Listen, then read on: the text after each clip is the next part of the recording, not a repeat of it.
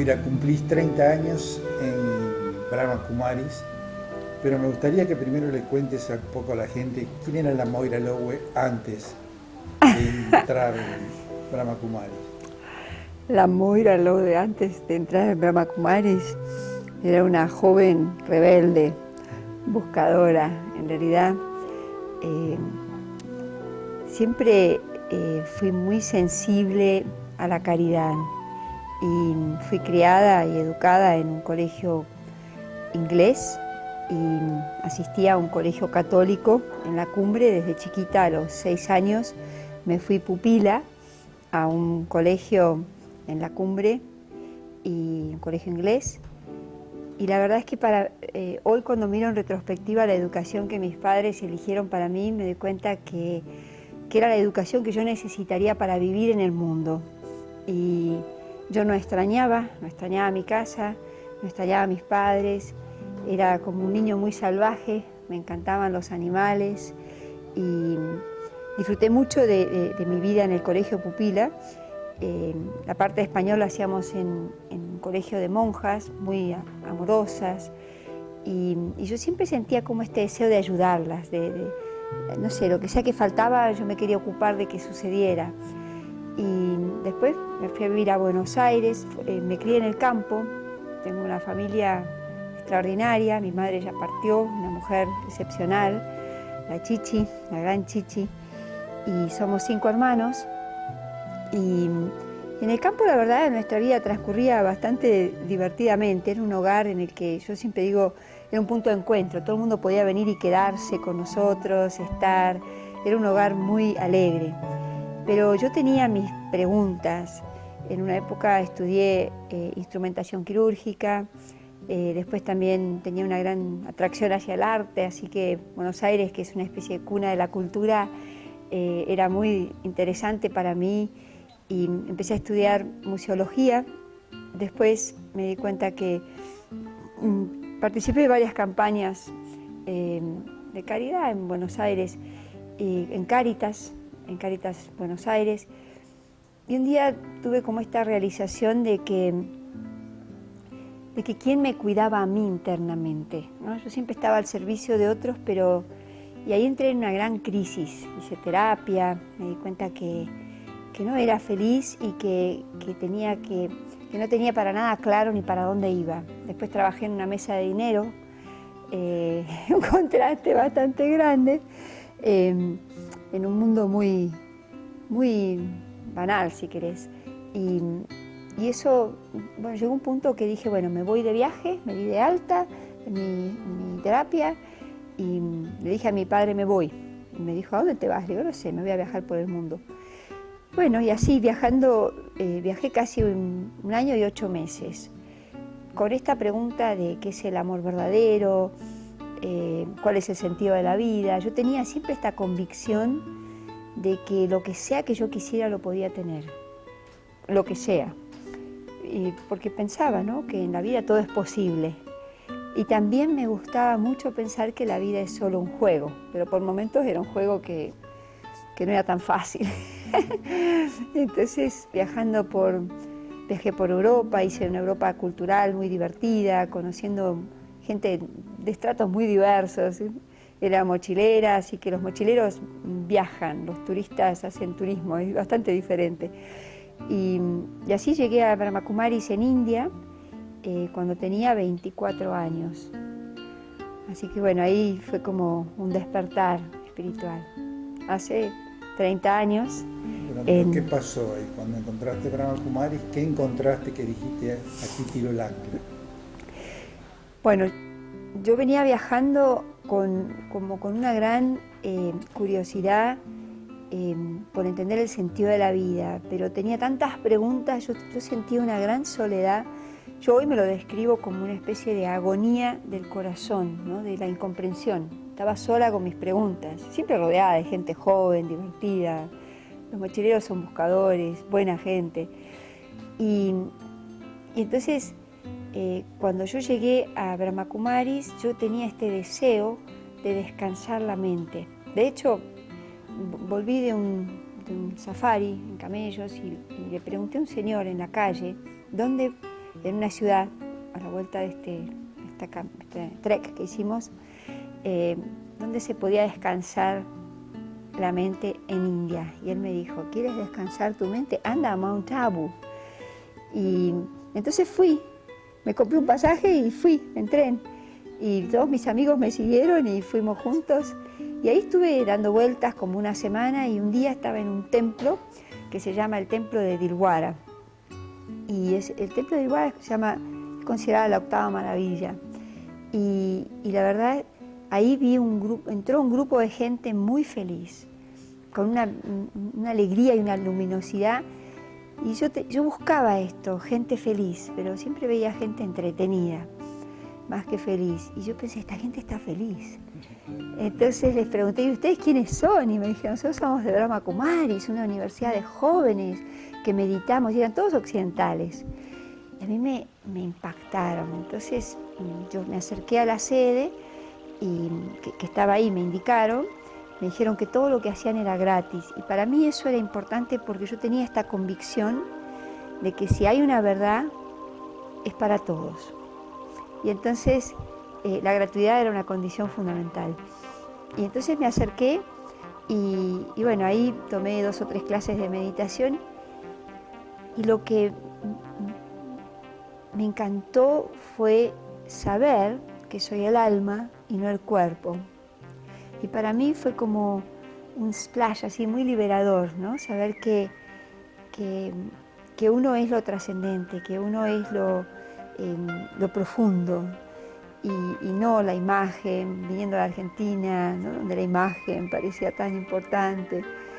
Y bueno, para mí eso fue como una experiencia muy fuerte. Pero después me invitaron a quedarme en lo que después yo entendí que era la sede mundial de una universidad espiritual, que es Brahma Kumaris.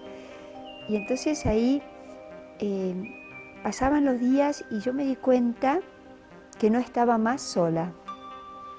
Y yo sentí esto y siempre lo comparto así, me lo digo así, como que Dios se ganó secretamente mi corazón. Y para mí fue como una revelación de que esto es amor verdadero, es el calor del amor.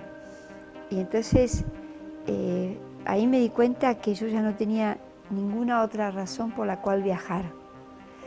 Y bueno, me quedé ahí, me dieron algunas clases, después me invitaron a quedarme en Inglaterra con Daddy Yankee, nuestra directora mundial, que hoy tiene 101 años. Después emprendí el camino de vuelta a la Argentina para volver a encontrarme con mi familia, casi 2 años después. Y la verdad es que me di cuenta que había encontrado un camino espiritual que integraba todo, la vida familiar, el trabajo, la vida social, pero con un propósito diferente. Ya a mí me interesaban otras cosas y nunca viví nada como el rechazo a mi pasado ni a nada, sino fui integrando. Para mí el sentido de encontrarme con personas que conozco o amigos o familia es para compartir, es para servir, ¿no? Y bueno, tomé naturalmente, sin proponérmelo, una decisión que hoy te puedo decir sería una vida de entrega al servicio de la humanidad. Y bueno, yo era una apasionada por viajar y de alguna manera el participar y el ser parte de Brahma Kumaris y la necesidad de difundir el mensaje y de expandir el servicio me llevó a recorrer muchos lugares de este país donde no hay centros, pero donde hay gente sensible, con el deseo de aprender, gente que quiere hacer otras experiencias o que quiere cambiar. Y entonces a través de las actividades que realiza Brahma Kumaris fuimos viajando, moviéndonos y bueno, me involucré así en lo cotidiano. Al principio vivía con mis padres, después me fui a vivir a un centro. Los centros de Brahma Kumaris son como, te diría como un ashram, como una casa donde viven, más que un templo, es como, es una casa donde vivimos como en una pequeñita comunidad. Y entonces allí viven profesores que llevan una vida como pública, te diría, desde el punto de vista del acceso de la gente a nuestros centros, donde la gente viene a las actividades, a las charlas, a los cursos, y abiertamente y libremente, o sea que mi vida transcurre entre la gente que viene y que va, entre las actividades que realizamos, viajes. ¿Qué es, Moira, lo que vos creés que la gente en este momento del mundo y de la sociedad busca? No solo en la Argentina, sino en todos los países que has recorrido y con la gente que has tomado contacto. ¿Qué es el común denominador que la gente vos observás que está buscando? Yo creo que la gente por lo menos llega a nuestros centros o entra en contacto con nosotros porque a veces nos encontramos en sus lugares, en empresas, en los hospitales, por todas partes. La gente está buscando respuestas a preguntas muy profundas que tienen por objetivo llevarlos a una experiencia. La gente quiere experiencias de paz profunda, la gente quiere volver a vivir en el amor verdadero, quiere entender su verdad, quieren aprender a convivir en armonía. Creo que una cosa que nosotros vemos, porque por ejemplo a nuestros centros viene mucha gente derivada por sus psicólogos. Y claro, porque las terapias te ayudan hasta cierto punto, pero los problemas profundos de las almas son espirituales, trascienden un poco la terapia y en esto veo y respeto mucho la humildad de los terapeutas de recomendar a sus pacientes a hacer prácticas espirituales que los lleven más allá de lo que vienen transcurriendo como su proceso de análisis o lo que sea, ¿no? Y bueno, la gente quiere conocerse, quiere reencontrarse con su fuerza real, su naturaleza espiritual. Hay ahora como tendencia global una búsqueda, la humanidad está en búsqueda, es como que todos queremos volver a casa, queremos volver a lo que es original, a lo que es natural en realidad, ¿no? Porque cada vez me siento más tentada a pensar que la espiritualidad es lo natural. A ver, ¿cómo es eso? ¿Qué es lo espiritual? ¿Cómo sería lo espiritual en la actualidad? Porque uno tiene esa tendencia de asociar lo espiritual con lo religioso, ¿no es cierto? Está muy ligado lo religioso a lo espiritual. ¿Qué sería la nueva espiritualidad? ¿Cómo sería esta espiritualidad actual? Es lo que es inherente a todos, es decir, lo que es original en todos. Todos queremos poder vivir en armonía. Bueno, para vivir en armonía necesitamos usar nuestras virtudes. Tenemos que poder respetarnos, tenemos que poder ser humildes, hacernos cargo, dar, tenemos que compartir desde el amor. Esto es fuerza espiritual. Esto no tiene que ver, para un japonés amar es lo mismo que para un argentino. Entonces es como pueden tener diferentes tradiciones o creencias de acuerdo a sus religiones o culturas, pero el amor, la paz, la verdad son universales y todos queremos tener claridad, todos necesitamos entender la profundidad del sentido de la vida y esto es un asunto espiritual, va más allá de lo social, de qué hago, con quién hago, dónde hago, ¿no? o de los vínculos que nos unen como sociedad. Esto es mucho más profundo, lo espiritual en realidad nos hermana.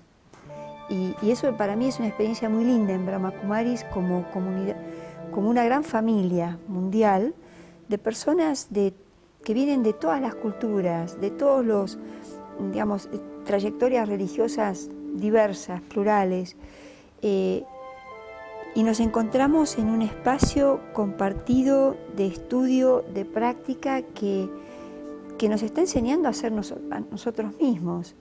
La espiritualidad es inherente a un cristiano, un budista, para ser una persona feliz, una persona libre, más allá de después cómo elige vivir de acuerdo a lo que cree o a los principios que quiere seguir, ¿no? Entonces, la espiritualidad es lo natural. Por ejemplo, ser libre es natural, pero cuando nosotros no nos conocemos, no tenemos la libertad de pensar lo que queremos. Nuestra mente es una confusión, es un caos. Entonces nos volvimos como esclavos del desorden mental interno que tenemos. Bueno, eso que lo ves en la mayoría de las personas, vos dirías, es lo natural. No es natural, es lo general.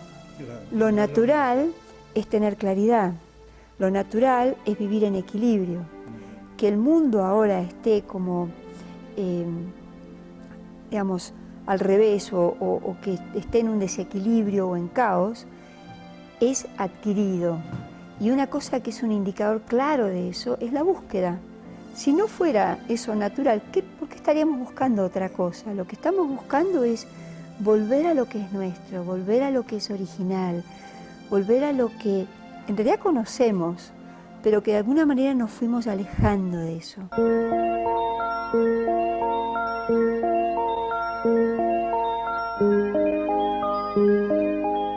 Estar en equilibrio requiere mucha fuerza espiritual, ¿no? El aceptar a los demás como son, sin querer que sean igual que yo.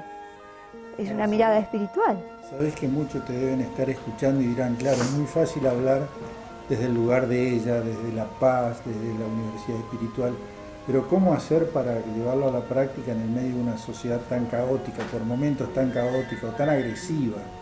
¿Cómo se hace para salirse del mundo estando en el mundo?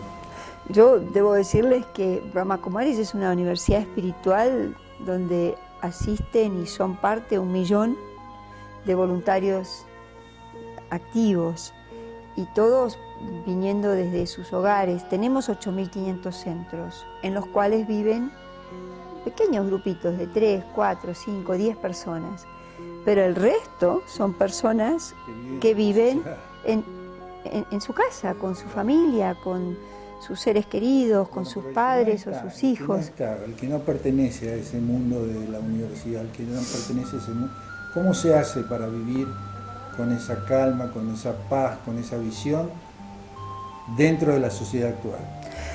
Bueno, yo creo que todos estamos buscando algún cambio y hay cosas que podemos empezar a hacer. Por ejemplo, a cuidarnos a nosotros mismos. Hay cambios que tienen que ver con cosas visibles. Por ejemplo, cuando estamos cansados o nos estamos enfermando, podríamos cambiar la dieta, podríamos llevar una dieta más saludable.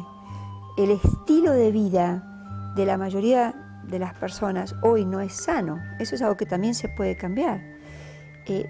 Pero hay cambios más profundos, como poder olvidar, poder perdonar, poder aceptar a las personas. En una familia no nos elegimos y somos diferentes. Uno elige los amigos, pero la familia, entonces tenemos que aprender a aceptarnos para poder convivir. Entonces, si yo no estoy haciendo algún trabajo interno de que vaya cambiando esa mirada que juzga, que limita, ¿no?, que critica, pero esa mirada que yo aplico al otro es en realidad la que tengo para mí. Por lo cual, si yo quiero, por ejemplo, convivir en armonía con los demás, tengo que empezar a desarrollar conmigo una relación más amorosa.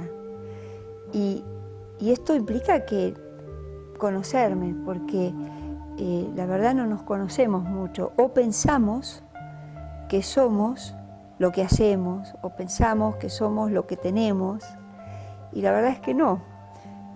Ni siquiera somos el cuerpo, somos energía pura, consciente, que es el alma. Y entonces es como lo que en Brahma Kumaris hacemos es una educación. Tenemos que practicar una y otra vez esta mirada que me ve como un ser espiritual. Bien, para conocerlo, ¿qué usamos? ¿La meditación te ayuda, por ejemplo? Sí, no solo la meditación, Brahma Kumaris es una escuela, por lo cual lo que hacemos es estudiar, reflexionar sobre la naturaleza del ser. El conocimiento espiritual es lo que nos ayuda después a vernos de esa manera. Y meditar, a mí me gustaría un poco desmistificar esta palabra meditación, pero porque está muy de moda, así que... Exacto, por lo mismo, que está de moda y se confunde con muchas cosas que después a la gente por ahí la decepcionan, porque quieren meditar, porque pueden lograr mucho, pero después terminan tratando de parar su mente, ponerla en blanco, y eso genera solo más presión, por ejemplo. Meditar es recordar. O sea, cuando nosotros meditamos, nos miramos a nosotros mismos como una energía, como un ser. Empezamos a ver y a percibir nuestras virtudes. También vemos nuestras debilidades, y eso es lo que después puede cambiar, ¿no? Pero es diferente verme como el pensador que puede crear su vida con pensamientos elevados, positivos, diferente de pensar que yo soy lo que hago. No todo el mundo tampoco hace lo que le gusta, por lo cual sería como una condena, una cosa muy limitada, ¿no? Yo soy solo esto. A veces la identificación con los errores te hace pensar que la vida es un camino sin salida, y la verdad es que no. El alma es como un actor que está en el escenario del mundo haciendo una parte. Usamos nuestro cuerpo para expresarnos, pero no somos el cuerpo. Y creamos roles como es el de padre, el de madre, una pareja, amigos. Son roles, los roles son los que nos vinculan, son como los marquitos de nuestra expresión. Alguien profesional asume una responsabilidad en un mundo laboral y se expresa a través de eso. Pero uno no es el rol. Pero algo más profundo que a mí en este momento me despierta como mucho entusiasmo es: no solo no soy mi cuerpo, no solo no soy los roles, no soy lo que hago, pero tampoco soy la historia. No soy la historia. Imagínate que un actor que va al teatro a actuar piensa que es la obra o que es el actor. Y él, en el fondo, un actor sabe que va al teatro, actúa, pero cuando se va sabe que no es el personaje. Cuando yo me creo el personaje es Moira. Moira empezó solo con este nacimiento, y cuando yo deje este cuerpo, Moira termina, pero el alma continúa. Entonces, es muy interesante, Jorge, pensar que no somos la historia. Y esto podemos practicar, mirarlo como de afuera. Es como si... Tampoco soy la historia, cada vez me llenas más de... No soy la historia. Eso es nuevo. No imagínate que esto es como una gran Matrix. Y estamos todos acá, y actuamos, y nos relacionamos. Y la razón por la que estamos es para estar juntos, es para relacionarnos. Pero esta es como solo un juego. La realidad del alma está por fuera, es antes de la historia. El alma, cuando empieza a ver esta dimensión, es como una dimensión paralela. Es muy interesante. Todos los límites están en la historia, pero fuera de la historia no hay límites. Y es como que el alma ya es. No es porque hace, ni porque tiene, ni porque está. Ella es. Y es paz. No tiene que hacer nada para estar en paz, es. Pero cuando entra en la historia, es como si entrara a la cancha a jugar, tiene que jugar pacíficamente. Tiene que expresar eso. ¿Viste? Y entonces tenemos que practicar esto como si fuera, no es que uno se va ni de la casa, ni del cuerpo, ni ninguna cosa rara, es en nuestra conciencia, es tomar distancia y es como ver que hay una dimensión donde donde nada cambia, donde todo es eterno y quieto. Muchas gracias. Gracias a vos. Gracias a vos.